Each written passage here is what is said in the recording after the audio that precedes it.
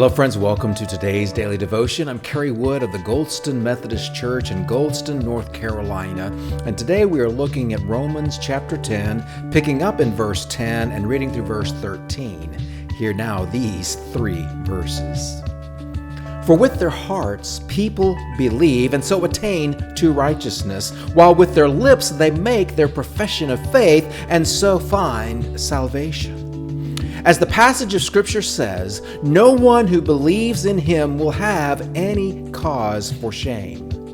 For no distinction is made between the Jew and the Greek, for all have the same Lord, and he is bountiful to all who invoke him. For everyone who invokes the name of the Lord will be saved. Now, in order to understand these three verses, I think it's important to back up one verse where we closed off yesterday's devotional, Romans 10:9.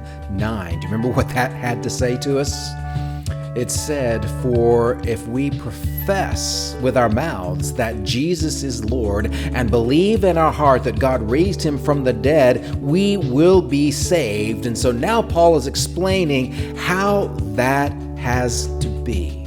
He's completing that thought process. If you believe with your hearts, you're beholding Jesus as the Christ. If you profess with your lips, then you are bequeathing him to others, and therefore you will find salvation, which is to become like Jesus. Beholding, bequeathing, becoming, this is the Christian life, and anyone can experience this. For our contemporary ears and eyes and minds, this seems pretty obvious and expected, but in Paul's day, this is amazing. It's extraordinary and frankly difficult because they are so used to their thinking of the prejudice between the Jew and the non-Jew. So to put this into our context, into our perspective of what Paul is saying, I want you to do this mental exercise with me. Think of the type of person you find the most difficult to accept. I'm not asking you to think of a specific person. I'm asking you to think of the type of person. Have you got it in your mind? Are you properly and appropriately disgusted, concerned, ready to look the other way in order to avoid that kind of a person? Here it is. Jesus receives them.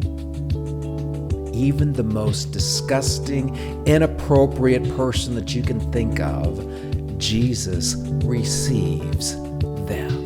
All that is needed to behold, to become, and to bequeath, interchangeably expressed. Yet, we cannot disconnect ourselves from behold, become, bequeath, unless we make Jesus Lord, big capital L, capital O, capital R, capital D, in our lives. Then we're only fooling ourselves. So think about this. When somebody else was thinking about the most disgusting person that they find difficult to accept, it's just possible they were thinking of you. And I'll see you tomorrow for our next daily devotion.